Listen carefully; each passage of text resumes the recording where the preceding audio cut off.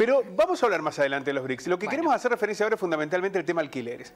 Ayer, con el impulso de la oposición, con la ausencia de algunos oficialistas, se aprobó en diputados, no es ley todavía, la reforma de la ley de alquileres. ¿Falta la parte de senadores, que es más difícil? Capaz que la de senadores es más complicada. Hoy la oposición no tiene los votos, pero bueno, hay que ver. Hay que ver. Tampoco es que al oficialismo le sobran los votos, ¿no? Pero acá hay un elemento que aparece como sustancial, o dos. El primero, ¿es verdad que hay una distorsión en el tema de alquileres y que hay una necesidad de replanteo sobre Es verdad. Sí. ¿No? Vos tenés, por un lado, propietarios que piensan sus inmuebles en dólares, inquilinos que tienen sus sueldos devaluados en pesos, ahí tenés un abismo. Sí. Es un abismo.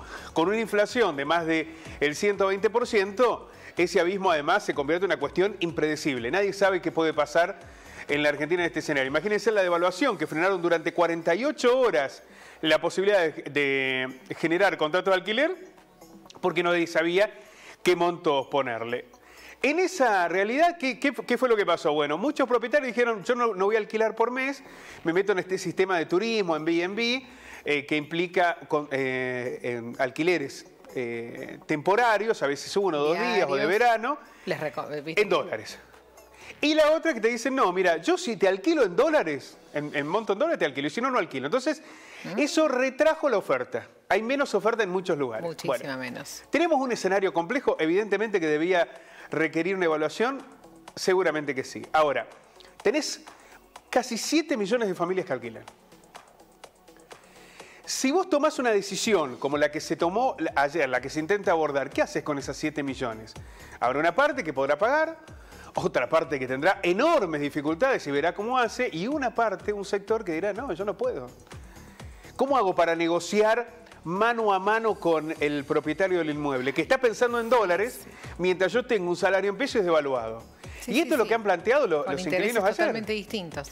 Claro, lo que han dicho es, miren, si nos van a mandar a negociar con el propietario del inmueble, es tal la asimetría entre quien tiene un inmueble en dólares y piensa en dólares y quiere tener una rentabilidad en esos términos, y quien está ahí con un sueldo devaluado, que pone en juego el lugar donde vive con sus hijos, donde vive él mismo o ella misma, y decís, bueno, ¿cómo haces para corregir esa asimetría? Para equilibrar ahí. Bueno, y la segunda pregunta que surge alrededor de esto es, ¿esta reforma resuelve el problema central o no?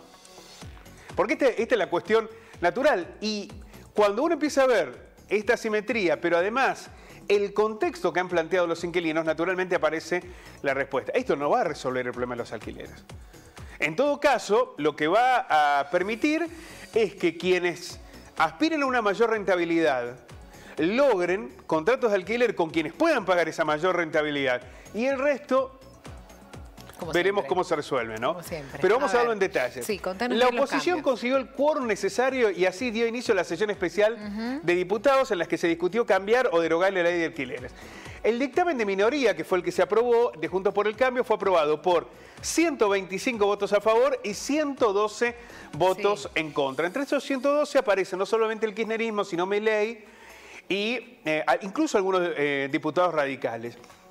Aumentos de alquileres. Se establece que el mecanismo de acuerdo entre las partes. Claro, eso ya es un cambio. Esta es la cuestión central, ¿no?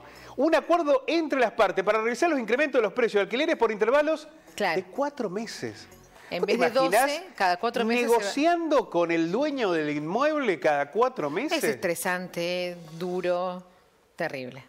Digo, ¿en qué condiciones podés negociar? Porque vos te pones al lado del propietario y dices, bueno, pero yo sí tuve que estar un año esperando, y es verdad. Sí, es verdad. Es una situación de retracción porque vos estás poniendo en... A ver, no todo el mundo tiene 10 inmuebles en alquiler. A veces tenés un inmueble y lo pones en alquiler para sobrevivir, digamos. No es que todo el mundo que tiene un inmueble de alquiler es un millonario. Ahora, si vos tenés que pensar en el otro, en el que... la única posibilidad para vivir es alquilar, porque no tiene posibilidad de que sea un crédito, un plan de vivienda y demás. Y cada 4 meses tiene que negociar salarios. Es un desafío difícil de comprender. Bueno, en la actualización se podrán aplicar el índice del precio al consumidor, es decir, te pueden aplicar la inflación.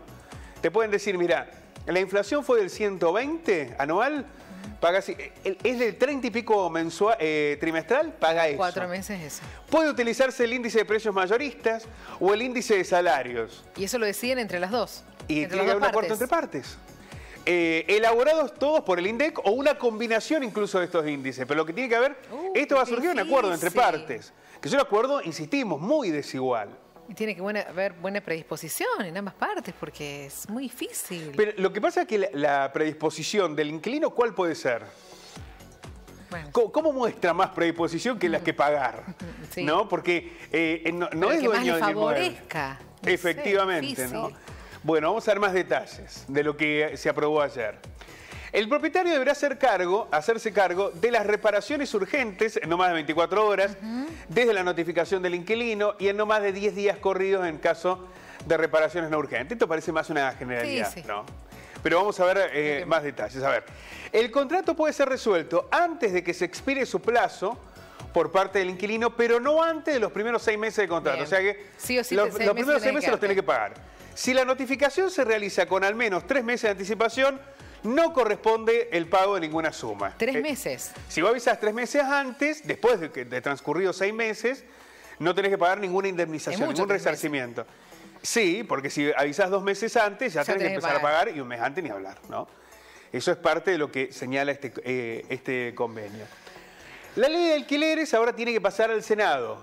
¿Qué va a pasar en el Senado? Bueno, es una incertidumbre muy grande. El oficialismo dice tener los votos para rechazarlo, pero hay que ver si efectivamente alcanzan esos votos. La diferencia, hoy se habla de 1 o 2 votos. Te falta 1 o 2 senadores y te cambia el escenario.